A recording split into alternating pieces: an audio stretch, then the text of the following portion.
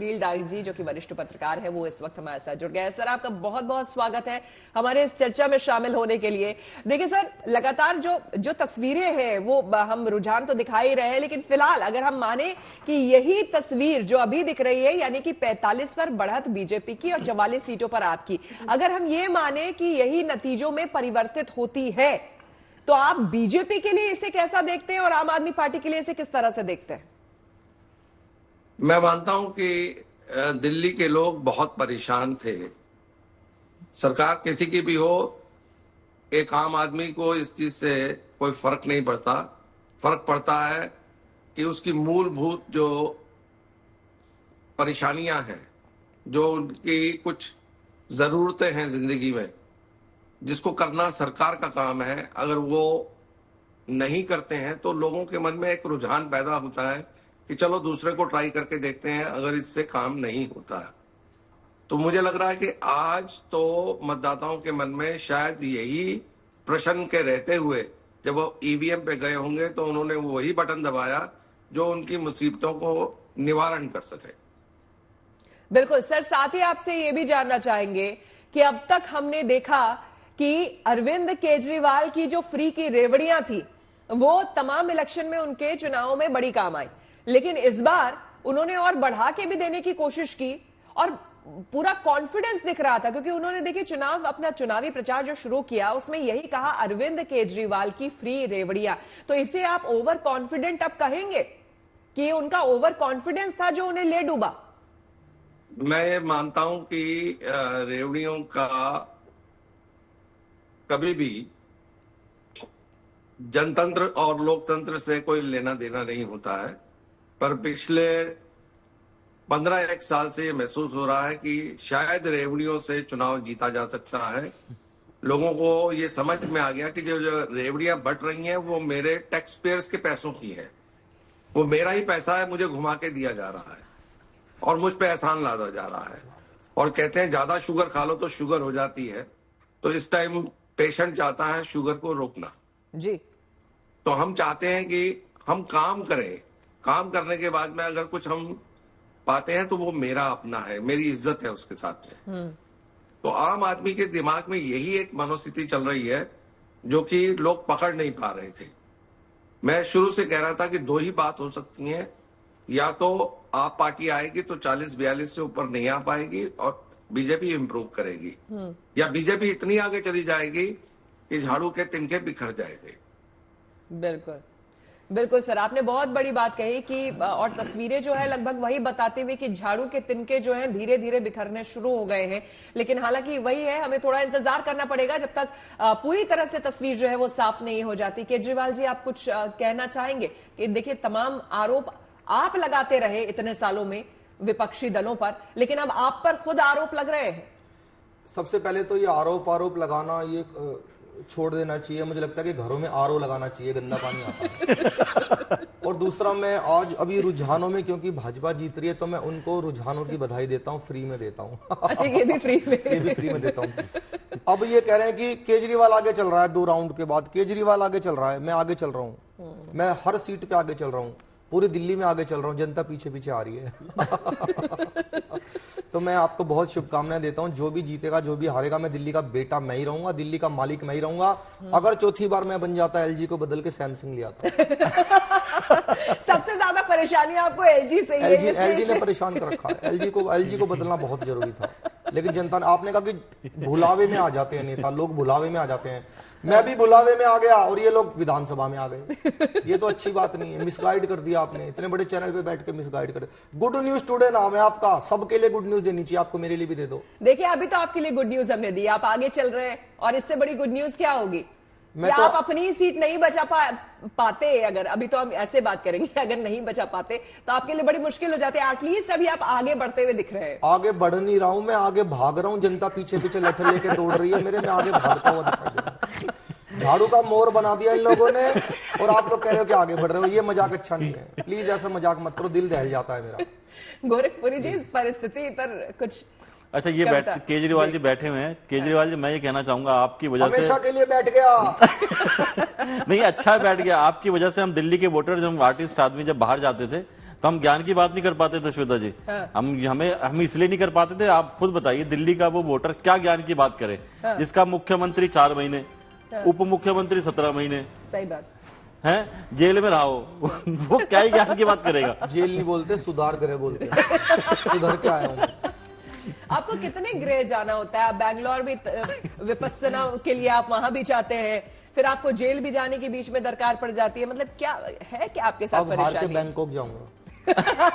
जाना जरूरी है। विपश्यना राहुल जी अच्छी करके आए थे, उनका रिजल्ट अच्छा आया, मैं भी वही करके आऊंगा, वही तो करना पड़ेगा। राहुल जी बैंकॉक गए थे तो देखिए 1 पे आ गए हैं? वही।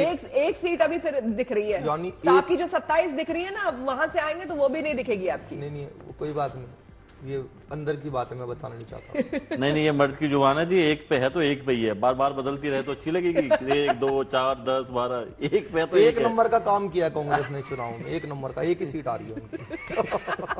गोरखपुरी जी नहीं, बहुत अच्छा। राहुल जी का मैं आपको बताऊं, हमेशा एक चीज रही है, आप तो इंटरव्यू लेते रहते हैं, पूछ लीजिएगा एक बार, जनता का सवाल है ये कि हंसाने के सदा ही तुम तरीके खास लेते हो, बताकर साग को फिर तुम उठा के उघास लेते हो, तुम्हारी हरकतों को देख राहुल पूछते हैं सब, ये सब कुछ नेचुरल है या कहीं पर क्लास लेते हो? क्या बात है, क्या बात है, सब कुछ नेचुरल है या फिर कहीं पर क्लास लेते हो? सुनील जी अगर हमारे साथ बने हुए हैं, सुनील जी अगर आप तीनों ही पार्टीज की अगर हम यहां पर बात करें तो जरा ये बताइए, जो पोल्स ऑफ पोल्स अभी कल तक हम देख रहे थे उसमें ये कहा जा रहा था, विशेषज्ञों की तरफ से भी ये कहा जा रहा था, जो पॉलिटिकल एनालिस्ट है उनकी तरफ से, कि इस बार कांग्रेस जो है एटलीस्ट हमको उनके ग्राफ में थोड़ा सा बढ़त बनता हुआ नजर आएगा। लेकिन यहां पर हम जब से शुरुआत हुई है हमारे कार्यक्रम की और काउंटिंग की जब से यहां पर शुरुआत हुई है तब से हम देख रहे हैं 1 पर ही अटकी हुई है कांग्रेस, टस से मस नहीं हुई है। ये कैसा ग्राफ है? देखिए, लोकतंत्र के लिए ये बहुत जरूरी होता है कि कुछ प्रयोग किए जाए। कांग्रेस ने एक प्रयोग करके इंडिया गठबंधन को मैसेज देने की कोशिश की कि हम अगर आपको नहीं जिता सकते हैं तो एटलीस्ट हरवा सकते हैं। नंबर 2, पिछले 2 बार से जो 0 से 1 पे जा रही है, मुझे लगता है 1 से 2 सीटें इनको आएंगी। रुझान कुछ भी कह रहे हो, लेकिन जिन सीटों पर हम लोगों ने देखा तो कांग्रेस के 2 सीट आती नजर आ रही है और केजरीवाल की भी 27-28 सीटें आती हुई नजर आएंगी। बाकी सीटें सब भारतीय जनता पार्टी के पक्ष में जाएंगी। लगता है कि 45 के ऊपर ये आंकड़ा जाकर 47 पे जाकर कहीं बंद होगा, अगर ये रुझान बने रहे तो जी। और सबसे बड़ी बात है कि गुड टाइम जो आपका चैनल है उसमें आप मजाक में भी वो बातें कह देते हैं जो हम लोग बहुत लंबे भाषण में नहीं कह पाते। उनको मेरी तरफ से बधाई दे दीजिएगा। बिल्कुल, बहुत धन्यवाद आप दोनों को एक बार फिर से, दीपक जी और गोरखपुरी जी।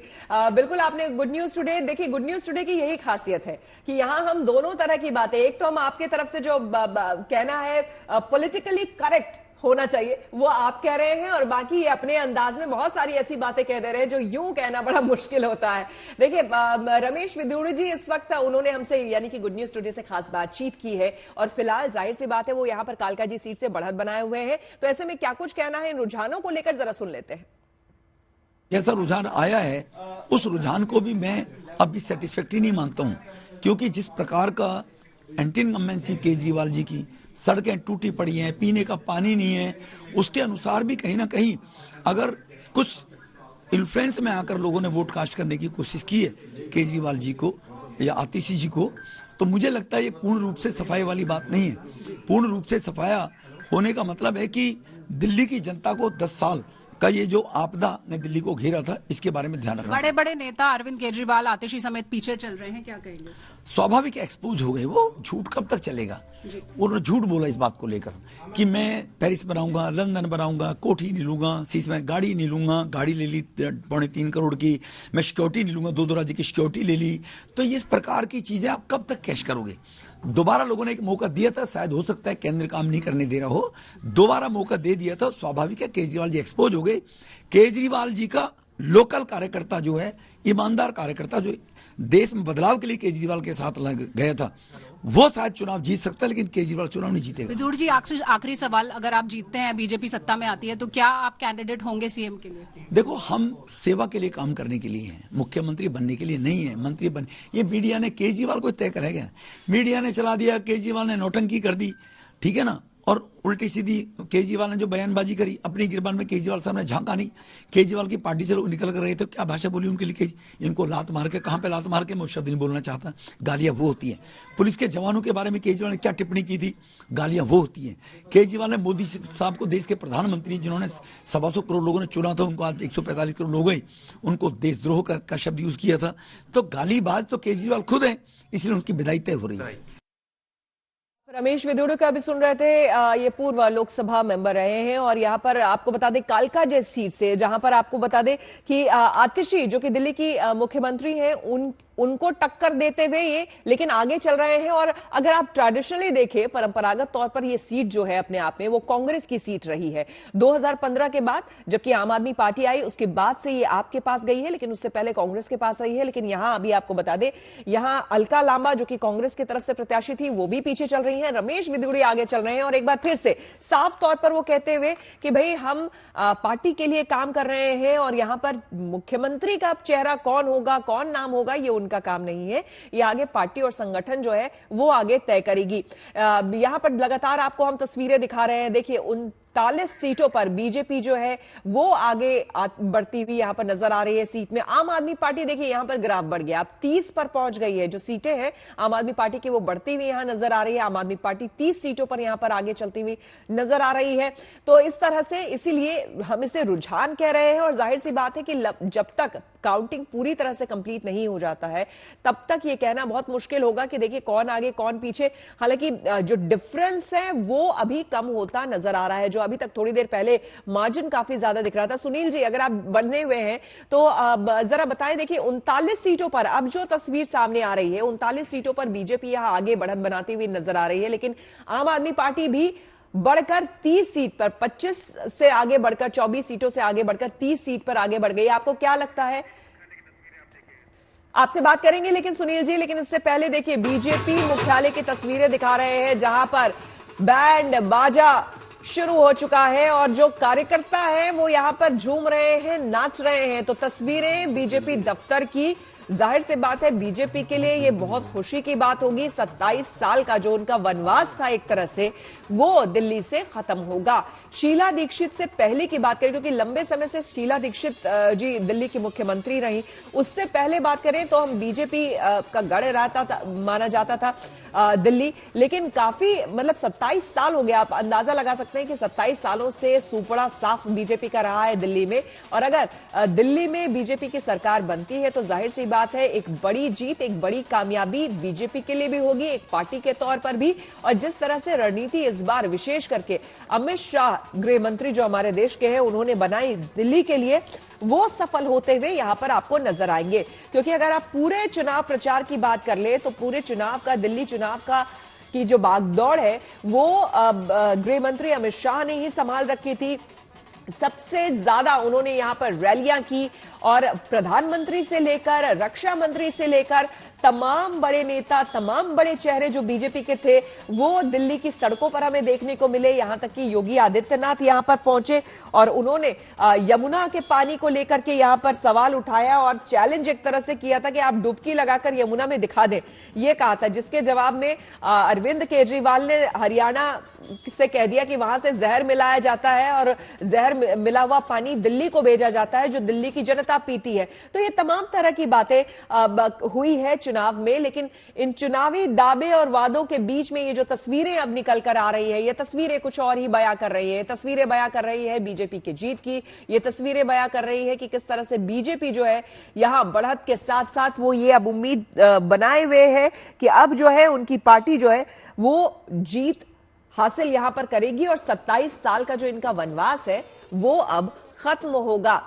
ये अलग बात है कि तस्वीरें धीरे धीरे जो अब बता रही हैं और जो अभी बदलती हुई नजर आ रही है, आम आदमी पार्टी की सीट्स बढ़ रही है। हमने देखा था अभी थोड़ी देर पहले 24 सीटों पर आम आदमी पार्टी आगे थी, लेकिन अब वो बढ़कर 30 सीट हो चुकी है। तो दूसरे राउंड की जो गिनती है, वो काउंटिंग जो है वो लगभग पूरी हो चुकी है। उसके बाद देखिए 31 सीटों पर, हालांकि देखिए अब फिर से वो मार्जिन जो है, अब तीसरे राउंड के बाद केजरीवाल 343 वोट से आगे चल रहे हैं। वही जंगपुरा में आपको हम बता दें सिसोदिया 1800 वोट से आगे चल रहे हैं। कालकाजी में बीजेपी के रमेश विधूड़ी आगे चल रहे हैं, जबकि आतिशी जो है वो सीएम वो पीछे चल रही हैं कालकाजी से। मोतीनगर से बीजेपी के हरीश खुराना आगे चल रहे हैं। पटेल नगर से बीजेपी के राजकुमार आनंद आगे चल रहे हैं। 31 सीटों पर आम आदमी पार्टी आगे। देखिए शून्य पे कांग्रेस शून्य पे आ गई, इंतजार कर रहे थे इसी का। ईवीएम खुल गई। आप यही कह रहे थे। मैंने कहा था ईवीएम खुलेगी तो वहां से भी निकलेंगे, बल्कि कांग्रेस का वहां मजबूत है देवेंद्र यादव की वजह से वहां भाजपा जीतेगी। देवेंद्र यादव की वजह। त्रिकोणीय मुकाबला है, बहुत जबरदस्त। हमारे घर के साथ वाली सीट है तो हमें पता है। अच्छा, तो वहां लेकिन आपको क्या लगता है? देखिए मजाक एक तरफ है, लेकिन ये कांग्रेस की दुर्गति के पीछे आपको क्या लगता है? तो कांग्रेस कर रही है। देखिए कांग्रेस की दुर्गति पे मैं बताऊं 4 लाइनें मैंने लिखी हैं इस पे। बिल्कुल इरशाद। सबका यही हो रहा है कि वो क्यों इतना इनका कहाँ सब्र का फल क्यों नहीं मिल रहा। तो मैं उस पे कहता हूँ दीपक सुनना जी भाई, कि राजनीति से कांग्रेस का आ ई भी गया। हार के डर से हर कांग्रेसी अपने वोट सी गया। 10 सालों से न मिला कांग्रेस को सब्र का फल, लगता कोई उसका जूस बनाकर पी गया। क्या बात है, क्या बात है। तो इनके सब्र का फल का जूस बन चुका है। एक तो इनके नेता की तबीयत खराब थी, बेचारे वो आ भी नहीं पाए यहाँ पे चुनावी प्रचार में, और आप उनको राहुल जी तभी इनकी 0 है वरना माइनस में जाती है। तभी 0 है वरना माइनस में जाती है। तब 1 0 अभी डबल 0 सामने माइनस भी लग जाता इस वक्त। लेकिन दिल्ली में कांग्रेस और नीर गोरखपुरी में बराबर की टक्कर है। दोनों 0-0 पे आगे है। बिल्कुल। तो ये लगातार तस्वीरें देखिए हम आपको दिल्ली दफ्तर से भी दिखा रहे हैं। देखिए अब मिठाई का डब्बा यहाँ आएगा, आपको लग रहा है गोरखपुरी जी? नहीं, बिल्कुल आना चाहिए। और आगे वहां देखिए तैयार भी हो चुका है वहां पे भाजपा में। अब बस ये है कि ये मिठाई का, क्योंकि आज 2-3 चुनाव में ऐसा देखने को मिला है कि दोपहर तक कुछ और मामला आता है, शाम आते आते मामला भाजपा के पास चला जाता है। अभी जलेबी और समोसों का हमने देखा ही था। तो ये उम्मीद है कि ये रुझान जो अभी तक बने हुए बरकरार रहे।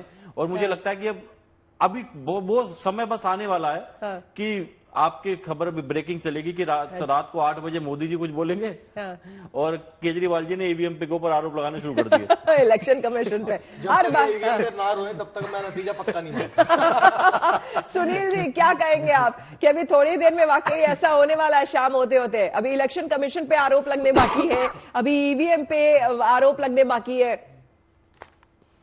देखिए मुझे लग रहा है कि आज बीजेपी की जीत में बहुत बड़ा कांग्रेस का सहयोग रहा है। और कांग्रेस अगर यहां से नहीं लड़ती तो बहुत सारी ऐसी सीटें थी जिन पर हार शायद आप पार्टी नहीं देखेगी, लेकिन कांग्रेस का सहयोग एक तरह से इनडायरेक्टली मिल गया है।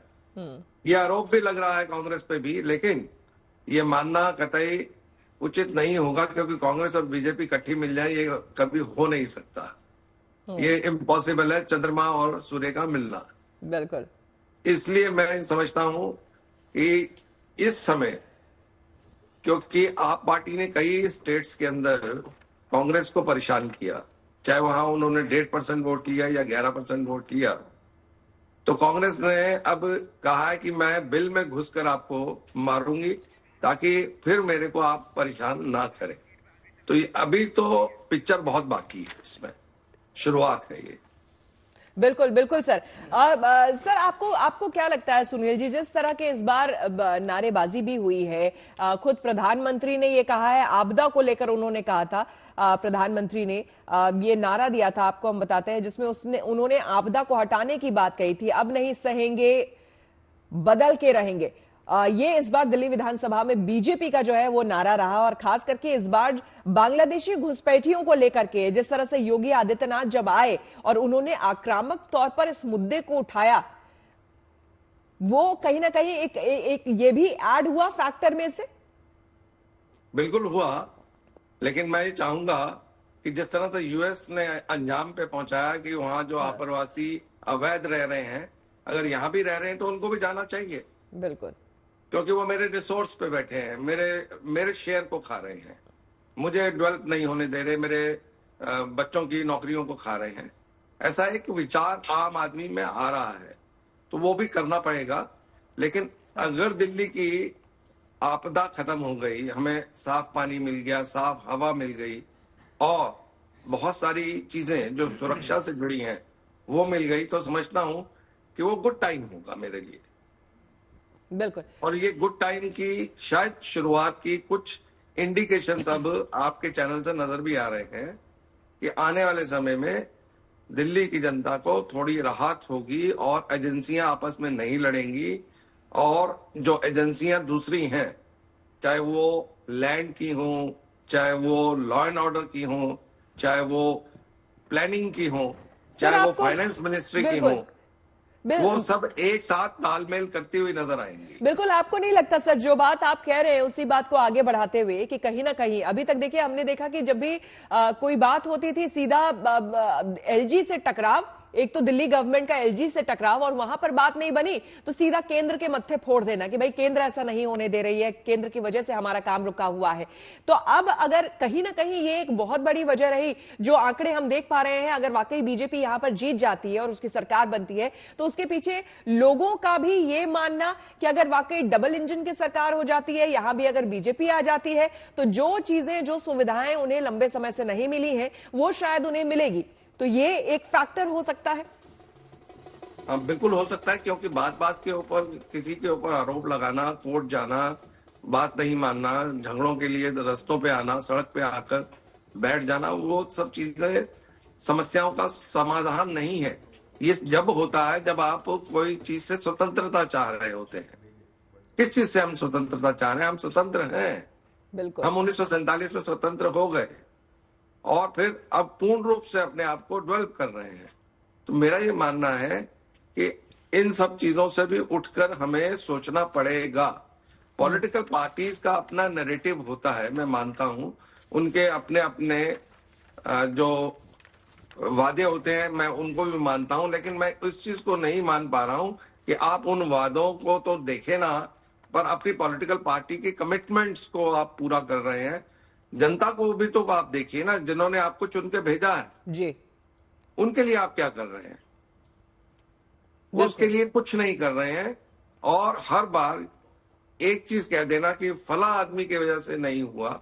मैं मानता हूं कि दो टकराव होते हैं, पॉलिटिकल बिल्कुल टकराव सर। हमेशा आपने हेल्थ हुए। सेक्टर की बात की, हालांकि ऐसे कई सेक्टर्स है जिस पर हम बात कर सकते हैं, लेकिन हेल्थ सेक्टर की बात की, हैरानी की बात है कि हमारे ही चैनल पर हमने मुख्यमंत्री को, आतिशी जी को ये सुनते हुए, कहते हुए सुना कि वो मोहल्ला क्लिनिक खुद कभी नहीं गई है। इस तरह के स्टेटमेंट्स आप समझ रहे हैं कि लोगों के जहन पर किस तरह का प्रभाव छोड़ते हैं? देखिए, जिसको आतिशी लेकर आप जी प्रचार जब कर रहे हैं और जिसको लेकर आप वोट मांग रहे हैं, खुद मुख्यमंत्री वहां कभी नहीं गई। वही मुख्यमंत्री जो बनने से पहले वो एजुकेशन और हेल्थ मिनिस्टर बनी थी, तो आते ही उन्होंने मनीष सिसोदिया के खिलाफ बोल दिया था कि ये जो स्कूल्स हैं ये तो बहुत ज्यादा अच्छे नहीं हैं, जिनकी हम तारीफ कर रहे हैं, हमें बहुत कुछ करना है। तो वो इंडिकेशन था कि विद इन पार्टी दो धाराएं चल रही हैं, और उनको अचानक से मौका मिल गया चीफ मिनिस्टर का, तो चीफ मिनिस्टर को भी उन्होंने अटैक करने की इस तरह से कोशिश की। तो इन एक्चुअल में वो अपने आप के, अपने विचारों से और अपनी पार्टी के अंदर एक शेल में घिर के रह गई, और इसी वजह से उनको उस तरह का सहयोग नहीं मिला जो केजरीवाल लेते आए थे। पर केजरीवाल के लिए भी एक समस्या ये हो गई थी कि कोर्ट ने कह दिया था कि आप चीफ मिनिस्टर जब तक नहीं बन सकते जब केस चल रहा है।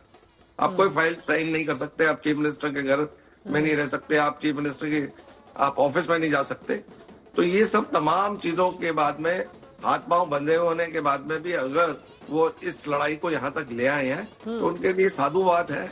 लेकिन बीजेपी ने 27 साल बाद ये जीत करके मुझे लग रहा है कि कोशिश की है कि वो गंगा को हमारे तक लाने की, वो जमुना को हमारे तक लाने की जो साफ है। शायद अब देखने वाली बात होगी सर, थोड़ा इंतजार करना होगा। वाकई अगर बीजेपी की सरकार यहां बन जाती है दिल्ली में, तो जो गंगा आरती हम बनारस में, बनारस के घाटों पर देखते रहे हैं, वो शायद आरती, यमुना आरती हमें यहाँ पर देखने को मिले। उम्मीद तो हम यही करेंगे। लेकिन यहाँ अमित शाह जी ये बताइए कि आप सबसे बड़े रणनीतिकार माने जाते हैं और इस बार हमने देखा भी, मतलब जबरदस्त आपने प्रचार भी किया। और देखिए आप दफ्तर में यहाँ तो पहले ही आपके लड्डू वड्डू आ गए, आपके हम देख रहे हैं लड्डू भी आ गए, लोग नाच रहे हैं, गा रहे हैं। सबसे पहले तो GNT देखने वाले तमाम बुजुर्गों, माताओं, बहनों और मेरे जिगर के टुकड़े जैसे युवाओं, मैं आपको बहुत शुभकामनाएं देता हूं और इतना ही कहना चाहता हूं, श्वेता जी, ये दिल्ली वालों ने झाड़ू का जो मोर बनाया है, अब वो यमुना किनारे जाने वाला है, वहां पर नाचने वाला है और ये ढोल नगाड़े अब ये देश की राजधानी में ऐसे ही बजेंगे।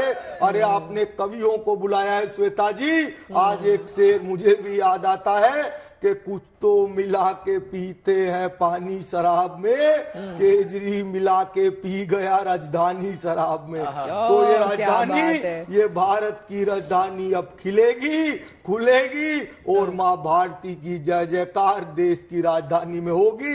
तो मेरे साथ दोनों हाथों को उठाइए, संकल्प की मुट्ठी बीचिए, पूरी ताकत से प्रचंड आवाज में बोलिए, भारत माता की जय। क्या बात है, क्या बात है। तो अमित शाह जी यहाँ पूरे फॉर्म में आपको नजर आ रहे हैं हमारे स्टूडियो में, और साथ ही साथ जो तस्वीरें बयां कर रही है सीधे बीजेपी दफ्तर से हम आपको दिखा रहे हैं। यहाँ पर ढोल नगाड़े बज रहे हैं, जो कार्यकर्ता हैं बीजेपी के वो यहाँ पर जश्न मनाते हुए पहले से ही नजर आने लग गए हैं। और साथ ही साथ अभी थोड़ी देर पहले हमने मिठाई का डब्बा भी यहाँ पर देखा था, शायद लड्डू भी जो है वो आने शुरू हो गए हैं। तो ये तस्वीरें बीजेपी दफ्तर से सीधे आपको हम दिखाते हुए, साथ ही साथ आपको हम दिखा रहे हैं जो तीसरे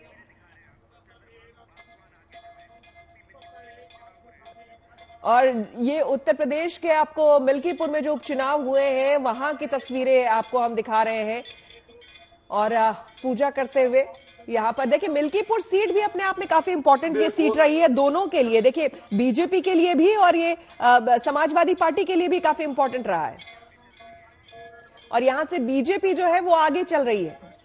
चंद्रभानु पासवान इस वक्त यहां पर तस्वीरों में आप देख पा रहे हैं, जो कि आगे चल रहे हैं परिवार के साथ यहां पर पूजा अर्चना करते हुए। आपको हम बता दें कि देखिए ये सीट के बारे में जरा सा आपको हम बता दें कि मिल्कीपुर को लेकर अचानक से जब उपचुनाव यहां पर होने लगे और अचानक से एकदम ये हुआ कि भाई ये इस सीट को लेकर इतनी नजरें क्यों, तो इसको अयोध्या से जोड़ना पड़ेगा। जिस तरह से अयोध्या में लोकसभा चुनाव में बीजेपी को करारी हार मिली थी, उसके बाद से यहां पर इस सीट को जीतने का मतलब है कि कहीं ना कहीं कहते हैं ना कि थोड़ी ठंडक मिलना बीजेपी को। अगर ये सीट ये जीत जाती है, जो कि अभी बढ़त बनाए हुए बीजेपी यहां से नजर आ रही है, तो ये थोड़ी ठंडक बीजेपी को ये मिलेगी कहीं ना कहीं। और एक जो सोशल पोस्चरिंग वाली एक बात होती है, कहीं ना कहीं वो कहते हैं ना कि भाई हम अब मुंह दिखाने के लायक हम रहे, तो वो वाली बात यहाँ पर हो जाएगी। हाँ। देखो श्वेता जी, आप आज के दिन तो कम से कम ऐसी बात मत करें कि आज आप मिल्कीपुर की बात कर रहे हो। आज के रुझान देखकर तो मैं दावा कर सकता हूँ, मिल्कीपुर तो छोड़िए, मिल्की वे गैलेक्सी में भी चुनाव होगा तो हम जीतेंगे। सुनील जी, मिल्कीपुर सीट में बीजेपी यहां पर भी आगे चल रही है और जाहिर सी बात है, लोकसभा चुनाव में जिस तरह से हमने देखा था राम मंदिर का मुद्दा नेशनल लेवल पर, आप देखिए पूरे लोकसभा चुनाव में राम मंदिर जो है वो गूंजा, लेकिन जिस तरह से बीजेपी को उम्मीद थी कि बीजेपी जीतेगी और उसको लेकर बहुत बड़े मार्जिन से जीतेगी, वो बीजेपी के साथ हो ना पाया। यहां तक कि खुद अयोध्या हार गई, वो सीट हार गई बीजेपी, वो बहुत बड़े दुख की बात बीजेपी के लिए। लेकिन अब कहीं ना कहीं ये सीट बच जाए, ये कोशिश। सुनील जी,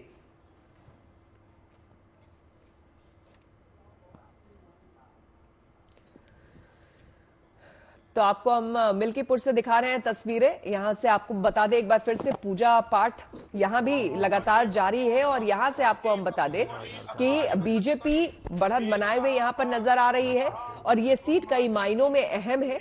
आपको हम बता दें कि यहां पर समाजवादी पार्टी और बीजेपी दोनों की साख जो है वो दाव पर यहां पर है, क्योंकि आपको बता दें लोकसभा चुनाव में जाहिर सी बात है राम मंदिर का जो मुद्दा है वो बहुत बड़े पैमाने पर उठाया गया था और बीजेपी को उम्मीद थी कि राम मंदिर की वजह से बहुत बड़े मार्जिन से उन्हें जीत भी मिलेगी, और लेकिन ऐसा हो ना सका। मतलब आप जिस तरह के नतीजे आए, पूरा जो फुल मैंडेट होता है वो बीजेपी को लोकसभा चुनाव में नहीं मिल पाया, और जाहिर सी बात है इस तरह से यहां पर अब आपको हम बता दें, देखिए जो जो जो रुझान अब समझ में आ रहे हैं, 9वां राउंड मिल्कीपुर में जो है वो हो गया है। समाजवादी पार्टी का 21,798 सीटों से आगे चल रही है, वही बीजेपी 47,176 सीटों से आगे चल रही है। बीजेपी 25,378 मतों से आगे है यहां पर। तो ये मिल्कीपुर का आपको हम रुझान बता रहे हैं जो इस वक्त जो है वो सामने आ रहा है, और इसीलिए बीजेपी के जो नेता है यहां पर पूजा पाठ करते हुए आपको मंदिर में नजर आ रहे हैं पूरे परिवार के साथ।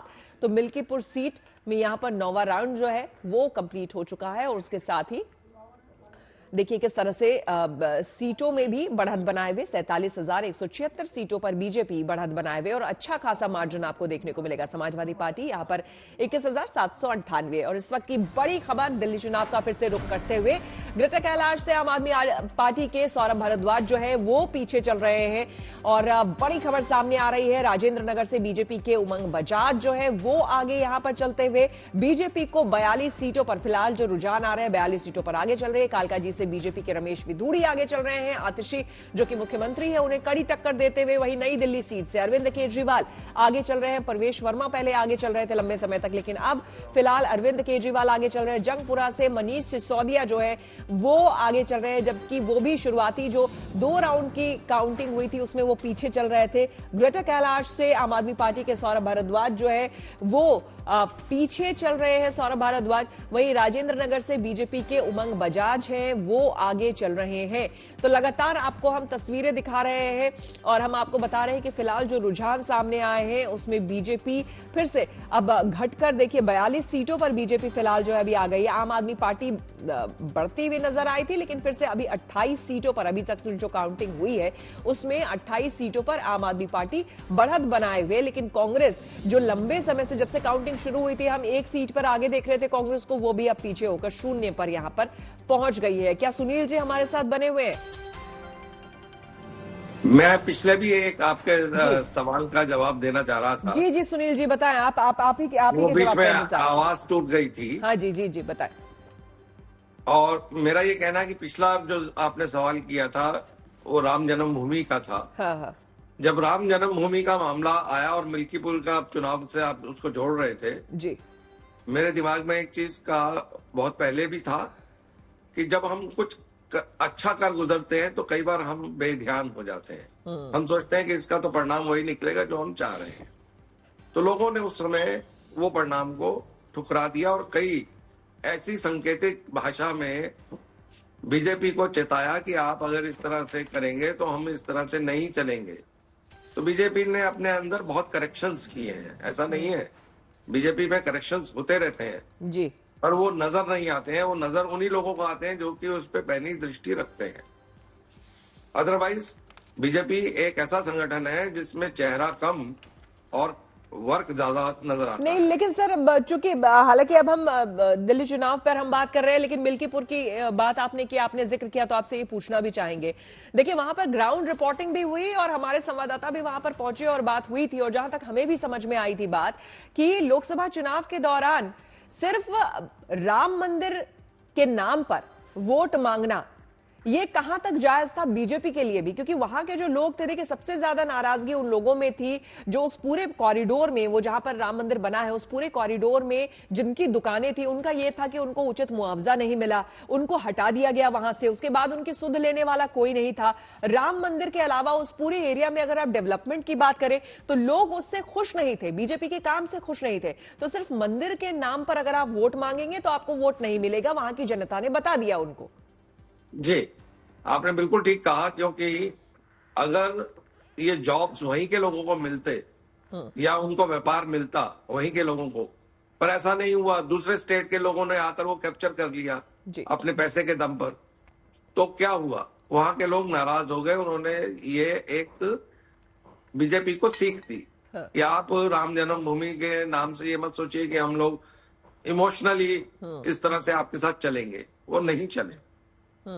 एक और बात मैं आपको कहता हूं इसके अंदर जी, कि दिल्ली के अंदर और इधर सर आएंगे आपके पास, इधर मनोज तिवारी जो है वो भी पूजा करते हैं। मनोज तिवारी को हम सुनने की कोशिश करेंगे अब, लेकिन इस बीच जाहिर सी बात है जितने आगे है 40+ सीटों पे अपना रुझान में बढ़त है, और मुझे लगता है कि ये थोड़ा उधर इंतजार करेंगे हम, इससे भी बेहतर टैली आके रुकेगी, ऐसा मेरा विश्वास है। मगर अब आज तो बहुत ज्यादा बोलने की आवश्यकता नहीं है। ये जरूर दिख रहा है कि दिल्ली की जनता ने मोदी जी की गारंटी को स्वीकार किया है और यही फाइनल टैली होगी, ऐसा मेरा विश्वास है।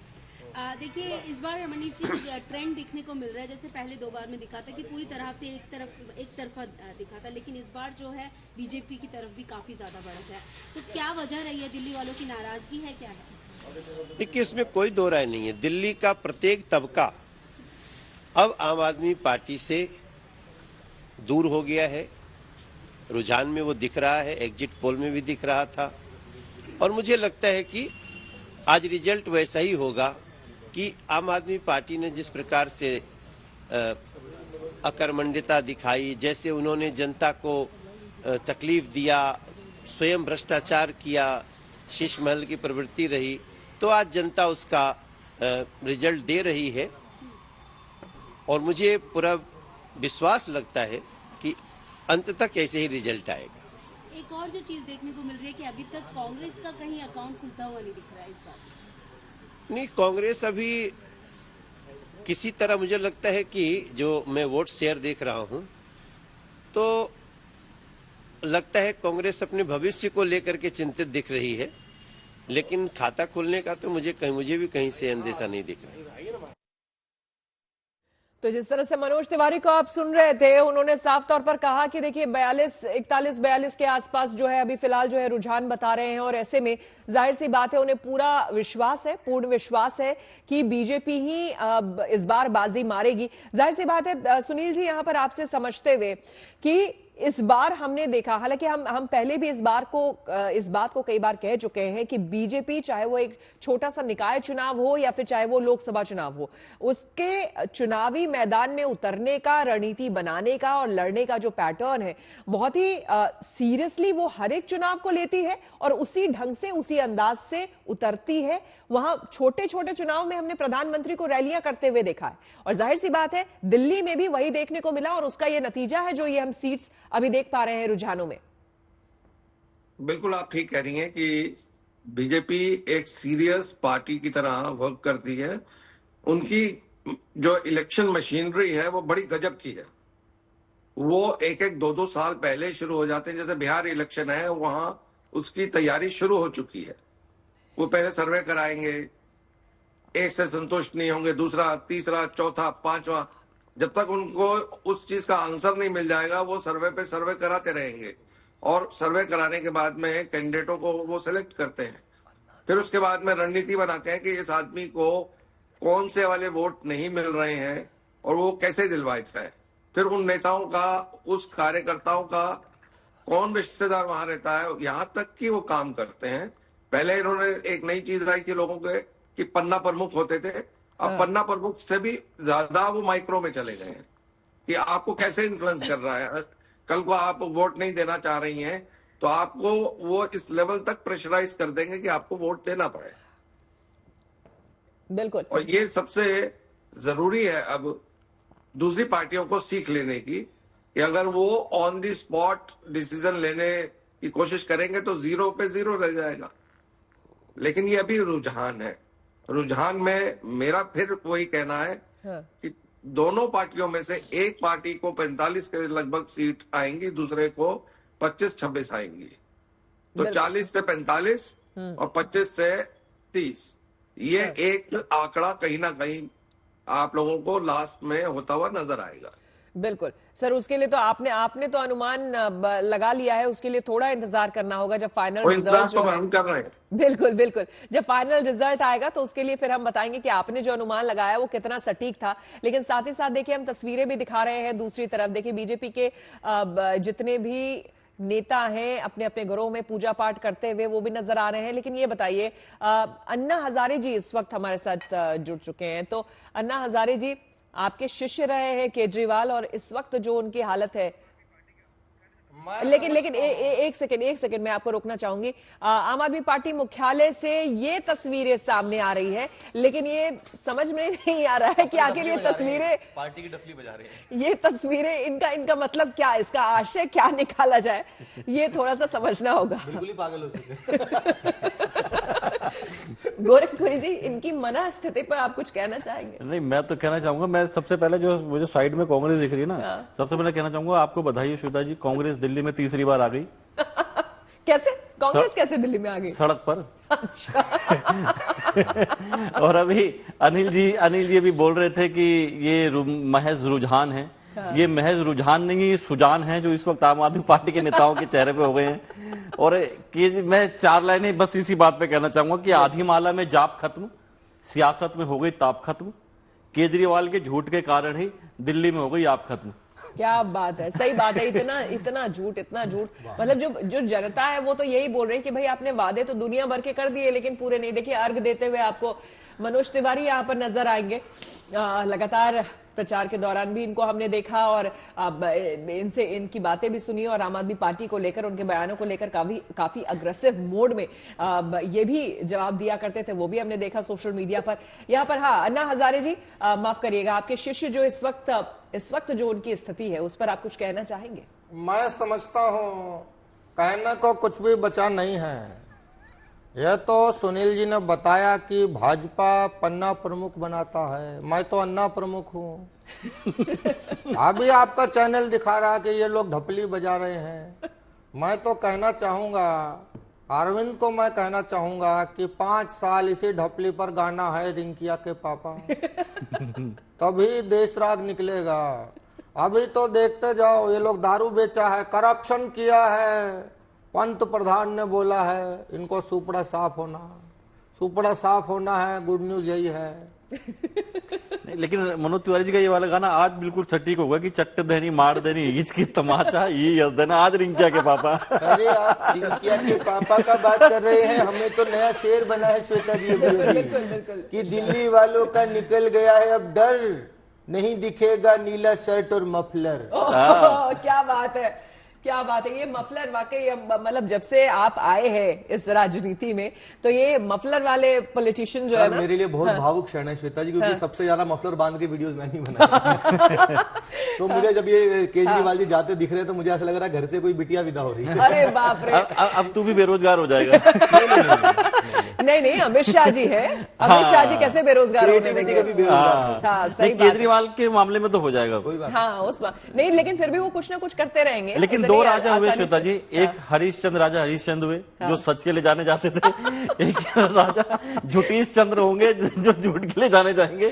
अभी इसीलिए आप दोनों को सुनील जी कह रहे थे कि आप लोग ऐसी बातें मजाक में कह देते हैं जो हमारे लिए कहना मुश्किल होता है। सुनील जी कि अब पंजाब की तरफ चलना चाहिए।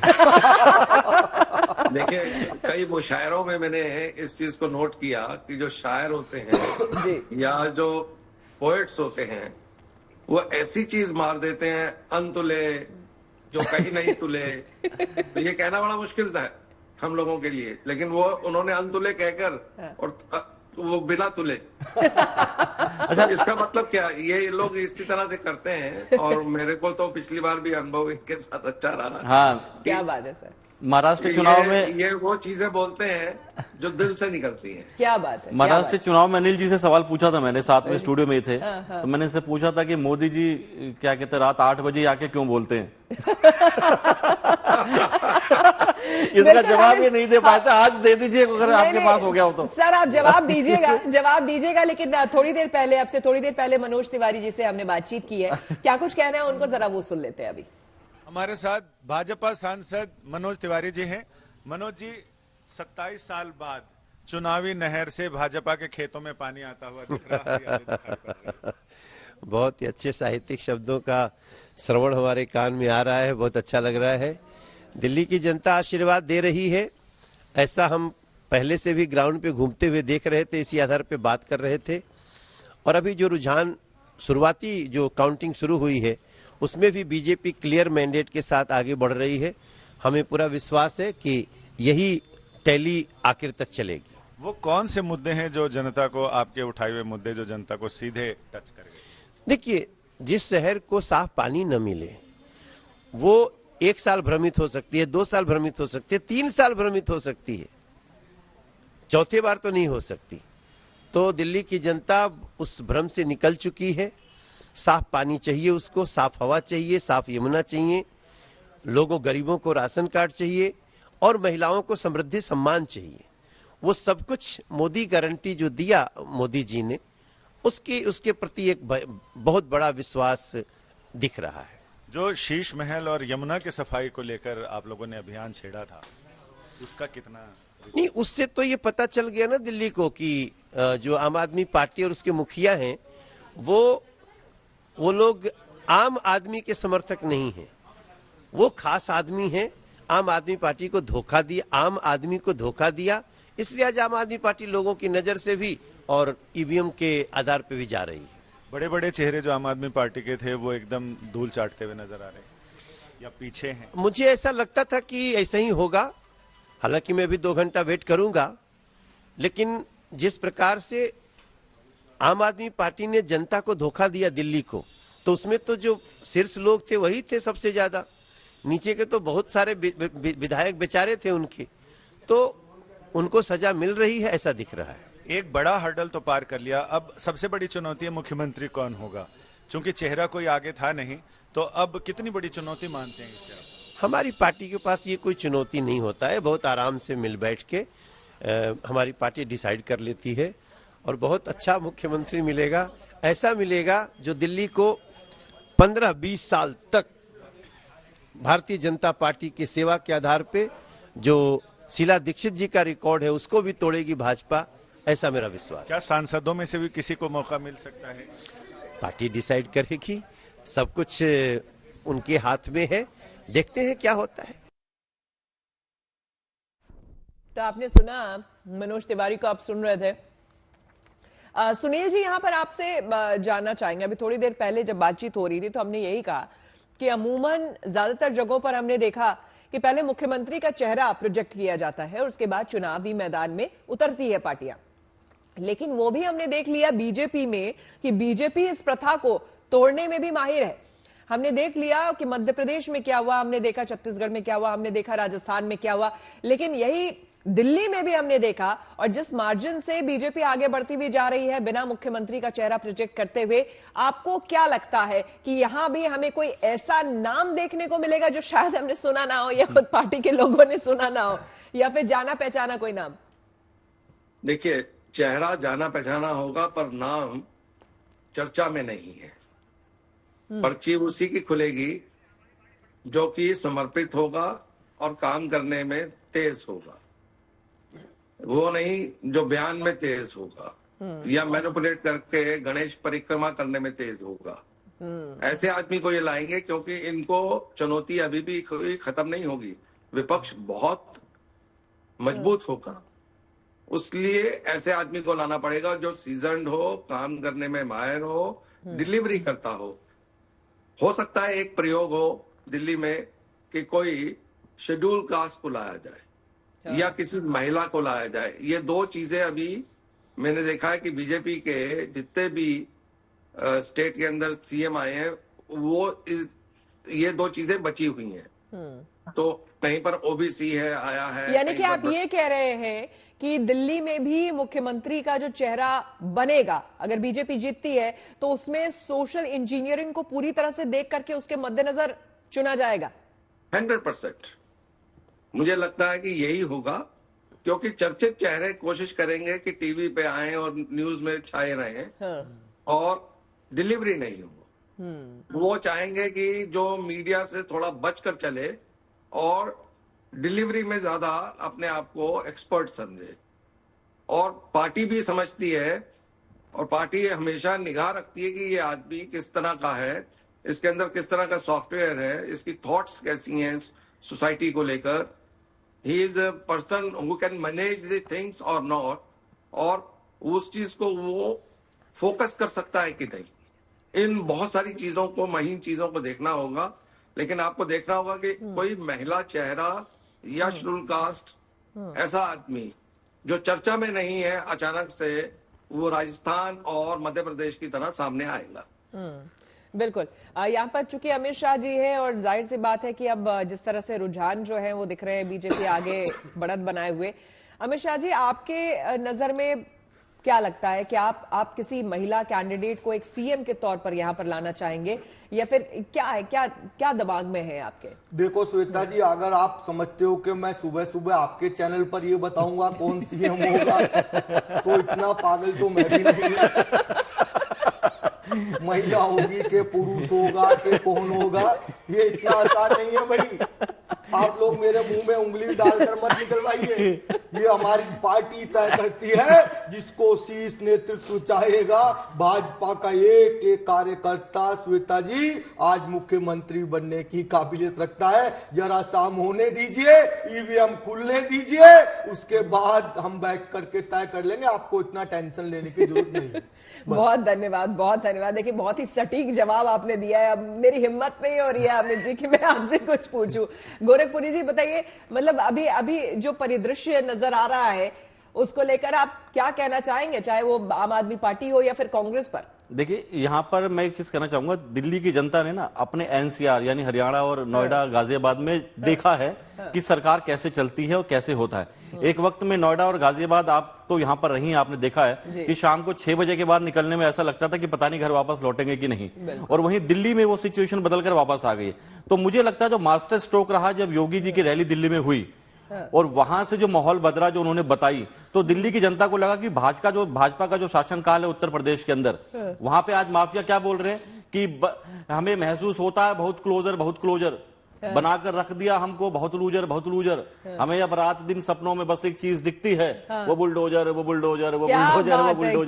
तो ये जो बुलडोजर वाली जो यहाँ पर आप देखिए दिल्ली के अंदर, आप देखेंगे आए दिन कभी किसी लड़की के साथ बलात्कार हो गया, कभी किसी को लूट लिया, कभी किसी को दिन दहाड़े गोली मार दी।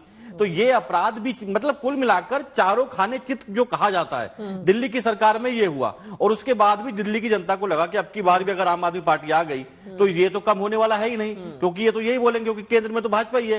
ये फिर वही बोलेंगे जी पुलिस हमारे हाथ में नहीं है, जी ये हमारे हाथ में नहीं है, वो हमारे हाथ में नहीं है। तो जनता ने इस बार इनको इसीलिए अपने एनसीआर की सरकारों को देखकर कि वहां पर प्रशासन कैसे काम करता है, वहां पर सरकारें कैसे काम करती हैं, वहां अपराधी कैसे डर कर थाने में हाथ खड़े करके जाते हैं कि हमें गिरफ्तार कर लीजिए, हमें मारिएगा मत।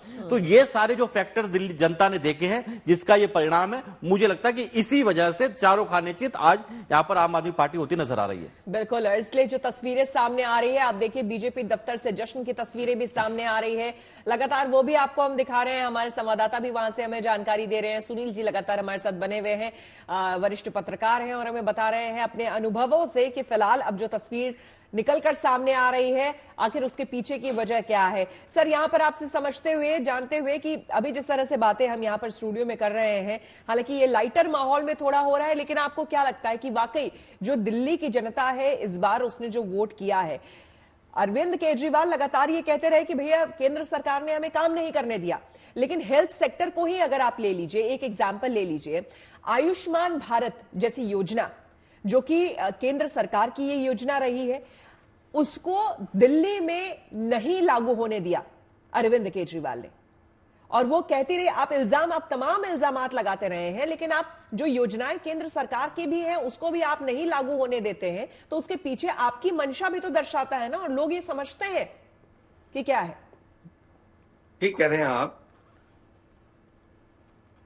यहाँ की सरकार को चाहिए था कि जो भी दिल्ली वालों को लाभ, चाहे वो केंद्र से आ रहा हो चाहे स्टेट के फंड से आ रहा हो, देना चाहिए था।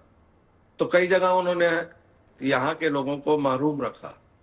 महरूम रखने की वजह से लोगों में ये एक फीलिंग आई कि चलिए मैंने माना कि ये बायस्ड है आपको लेकर, चलिए मैंने माना कि आपको ये काम नहीं करने देते, चलिए मैंने ये माना कि आपकी हर प्लानिंग को ये फेल करने के मूड में रहते हैं, पर जो एटलीस्ट चीजें मेरे पास में इजी वे में आ रही थी वो तो मुझे आप देते। ये भी बहुत बड़ा एक क्लासिक एग्जाम्पल लोगों के दिमाग में रह गया कि आयुष्मान भारत जो हमें आराम से मिल पा रहा था, बुजुर्ग लोगों को मिल पा रहा था, जो लोग इकोनॉमिकल वीकर वाले हैं उनमें, तो उन लोगों के अंदर ये चीज बैठ गई कि नहीं, आप गलत तो आपके साथ हो रहा है उसमें मैं आपके साथ हूं, लेकिन ठीक जो हो रहा है कम से कम उसमें तो आप मेरे साथ रहिए। तो ये नजर आया कि सरकार जनता के साथ खड़ी होना नहीं चाहती, लेकिन फिर भी दिल्ली वाले बहुत समझदार हैं, दिल्ली के मतदाता उससे भी ज्यादा समझदार है। खास तौर पे मैं उनके लिए कह रहा हूं जो कि दिल्ली के रहने वाले लोग हैं, जो कि यहीं पैदा हुए हैं, जिनका डोमिसाइल दिल्ली का है। वरना तो दिल्ली तो सभी स्टेट से लोग आकर रहते हैं, आते हैं चले जाते हैं, डेपुटेशन पे आते हैं, लेकिन दिल्ली वाले, खास तौर पे पुरानी दिल्ली वाले या वो इलाके जो कि 400 साल 600 साल से यहाँ रह रहे हैं, उन लोगों के अंदर एक फीलिंग चली गई कि अगर हमने एक तरफी सरकार फिर बनाई 67 सीट 62 सीट वाली तो यही होगा। तो उन्होंने अब जो रुझान आपके नजर आ रहे हैं, रुझानों के हिसाब से अगर मैं सोचूं यही अगर फाइनल आते हैं तो विपक्ष बहुत मजबूत होगा, सरकार जो होगी वो अपना सिक्का नहीं चला पाएगी, उसको विपक्ष को अपने साथ लेके काम करना ही पड़ेगा, वरना विरोध होगा।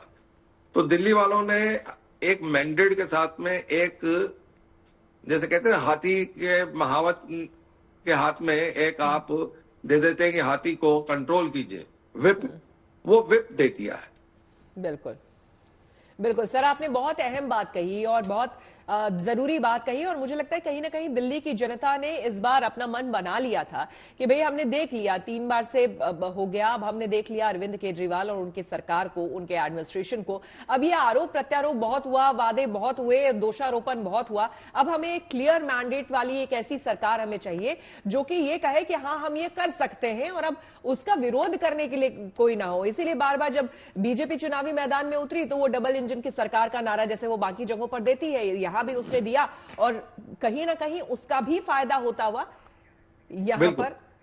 आप ठीक कह रहे हैं। वीरेंद्र सचदेवा कुछ कह रहे हैं, जरा हम वो सुन लेते हैं एक बार सर।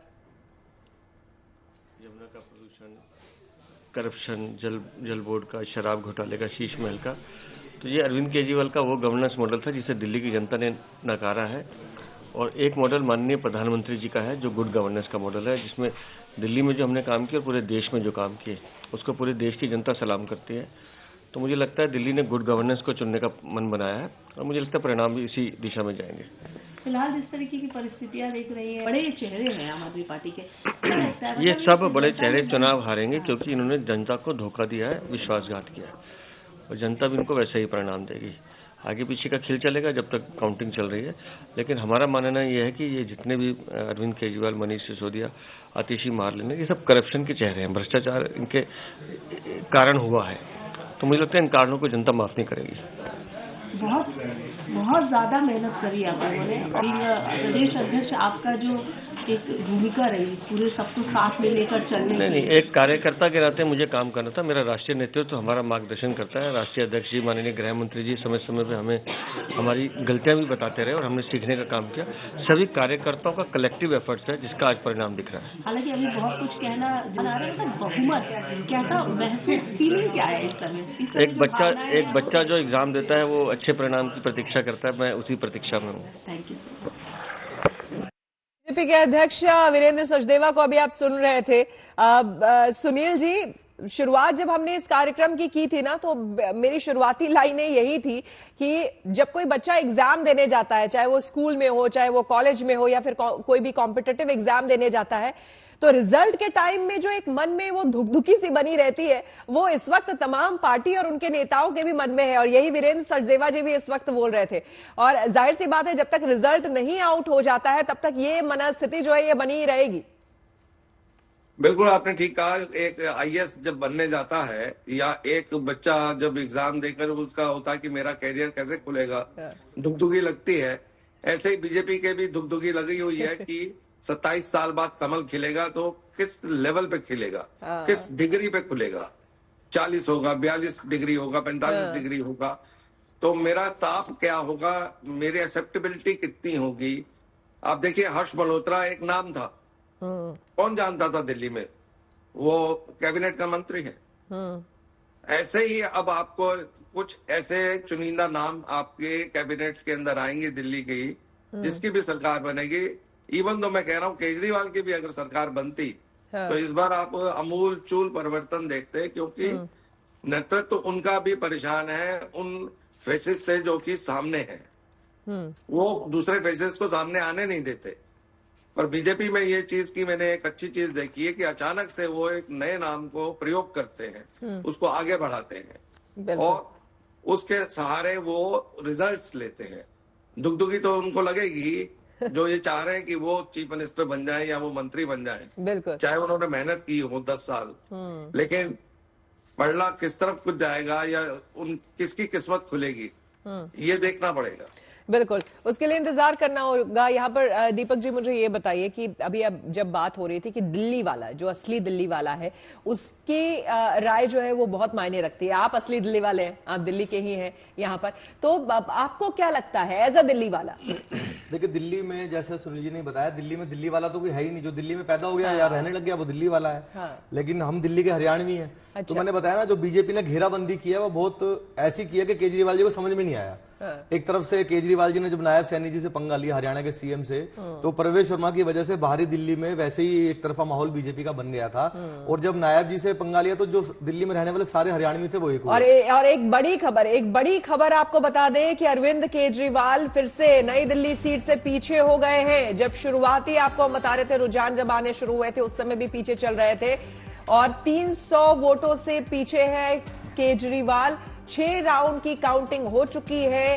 कालका जी से बीजेपी के रमेश विदुड़ी आगे चल रहे हैं। तो देखिए 6 राउंड की काउंटिंग के बाद नई दिल्ली से पूर्व मुख्यमंत्री अरविंद केजरीवाल 300 वोटों से पीछे चल रहे हैं। ये बड़ी खबर इस वक्त सामने आ रही है। तो आपको हम बता दें कि इसी तरह से जब तक, इसलिए हम कह रहे हैं कि जब तक पूरी तरह से काउंटिंग पूरी नहीं हो जाती है, आखिरी राउंड जब तक नहीं हो जाता है, रिजल्ट नतीजे सामने नहीं आ जाते हैं, कुछ कहना मुश्किल है। तो एक बार फिर से आपको बता दें कि 70 में से 70 सीटों की इस वक्त जो रुझान हमारे सामने है उसमें 42 सीटों पर बीजेपी आगे चल रही है। आम आदमी पार्टी 28 सीटों पर यहां पर बढ़त बनाए हुए है। लेकिन अरविंद केजरीवाल जो कि अब से थोड़ी देर पहले बढ़त बनाए हुए नई दिल्ली सीट से नजर आ रहे थे, वो अब फिर से पीछे चलते हुए यहां पर दिखाई दे रहे हैं। और यहां पर प्रवेश वर्मा जो है वही आगे यहां पर दिखाई दे रहे हैं। तो पूर्व मुख्यमंत्री 225 सीटों पर आपको हम बता दें यहां से पीछे चलते हुए, वोट से पीछे चल रहे हैं अरविंद केजरीवाल। यहां पर जी आप दीपक क्या कुछ बता रहे थे, जरा बताएं। तो मैं बता रहा था कि एक हरियाणवियों का बहुत बड़ा वोट बैंक है। एक तो वो अलग हुआ, वो बीजेपी के फेवर में हुआ। इधर जो पूर्वांचली वोट बैंक है तो मनोज तिवारी जी, कपिल मिश्रा और ये पूरा जो क्षेत्र जमुना पार का है, यहाँ पे पूर्वांचलियों ने बहुत डेंट किया है अरविंद केजरीवाल को। उधर जो छोटा छोटा वर्ग था जैसे ऑटो वाले एक तरफा खिलाफ हो गए वो। जबकि शुरुआती दौर में आपने देखा होगा ऑटो वाले ही सबसे आगे बढ़ चढ़ के दूसरा सबसे बड़ा था कि किराएदार जो थे, जो किराए पे रहते थे, उनको कोई लाभ मिला नहीं, ना बिजली का मिला, ना पानी का, किसी चीज का नहीं मिला। वो किराएदार वर्ग पूरा एक तरफा इस बार बीजेपी के साथ हो गया था। ये केजरीवाल जी को समझ में नहीं आया। ऊपर से सबसे बड़ा पॉइंट रहा कि प्रवेश वर्मा का केजरीवाल के सामने लड़वाना। तो प्रवेश वर्मा जी ने अरविंद केजरीवाल को नई दिल्ली की सीट में उलझा के रख दिया। वो बहुत सीटों पर जा ही नहीं पाए बेचारे। वो अपनी सीट बचा लें वही बहुत बड़ी बात है। तो ये बहुत अच्छी घेराबंदी इस बार बीजेपी ने की है। नीचे से चुनाव उठता हुआ नजर आया। सबसे बड़ी बात जो झुग्गी झोपड़ी सम्मेलन अमित शाह जी ने किया, तो झुग्गी झोपड़ियों में रहने वाले जो प्रधान थे या जो वहाँ कीर्तन मंडली थी, उनकी जो सभाएं अमित शाह जी ने की, वहां से करंट आना शुरू हुआ। नीचे से इस बार करंट आया। सुनील जी जो ये कह रहे हैं दीपक, क्योंकि वो खुद दिल्ली में जन्म हुआ है तो जाहिर सी बात है हम तो इनको दिल्ली वाला ही कहेंगे। और जाहिर सी बात है मतदान भी इस बार इन्होंने किया है, तो ऑब्वियसली इनकी राय भी एज ए दिल्ली वाला इंपॉर्टेंट यहाँ पर हो जाती है। आप कुछ कहना चाह रहे हैं गोरखपुरी जी? आते हैं सुनील जी आपके पास। हाँ, मैं ये कह रहा हूँ कि आप दीपक को ही दिल्ली वाला कह रहे हैं, हम भी दिल्ली से ही हैं, वो युगंडा से नहीं आए, हम यही पैदा हुए, यही पढ़ाई लिखाई सब कुछ हुई है। तो यहाँ पे मैं कहूंगा पहली चीज तो मुझे जेएनटी से एक वो शिकायत है कि आप पक्षपात कर रहे हैं। अच्छा। आपने आम आदमी पार्टी के ऑफिस दिखा दिए, भाजपा के, आप कांग्रेस के ऑफिस में क्यों नहीं जा रहे? माफ करिएगा, अभी प्रोग्राम मैं यहाँ पर खत्म करके अगर हुआ तो मैं ही चली जाऊंगी। और अभी अनिल जी अभी बोल रहे हैं कि मजबूत विपक्ष है 28, तो ये मजबूत कहाँ है? इसमें 28 में से 12-14 तो अभी जेल जाएंगे। जेल में मजबूत होगा। जेल से मजबूती देंगे। तो ये 10-12 देखिए, सबसे बड़ा यहाँ पे दिक्कत ये हुई है ना, मैं आपको बताऊं, एक इन्होंने बड़ा केजरीवाल की जो पार्टी है ना, इन्होंने बार बार प्रधानमंत्री को खिलाफ जो बार बार बोला ना, चाय वाला चाय वाला चाय वाला, तो जनता के मन में एक बात ये भी आई कि यार हमारा जो चाय वाला है, आप कह रहे हो कि वो पढ़े लिखे नहीं है, और चाय वाला IITs बना रहा है, एम्स बना रहा है, हाईवेज बना रहा है, विदेशों में संबंध मजबूत बना रहा है, और जब पढ़े लिखे क्या बना रहे हैं, दारू ठेके।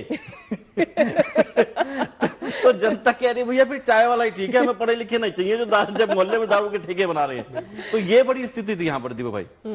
बिल्कुल। तो सुनील जी, इसी बात को आगे बढ़ाते हुए, अब सुनील जी की हंसी नहीं रुक रही है। सर कुछ कहना चाहेंगे? पहले इन्हीं पे कुछ कह दीजिए, उसके बाद फिर आपसे सवाल करूंगी। देखिए, दिल्ली में जो पैदा हुआ है वो उसी तरह से हो गया। अमेरिका में जो पैदा हुआ उसको भी आजकल निर्वासन हो रहा है। इसलिए मैं हंस रहा था, जैसे हम ही लोग हैं, हम रिफ्यूजी हैं, लेकिन वी आर सेकेंड और थर्ड जनरेशन।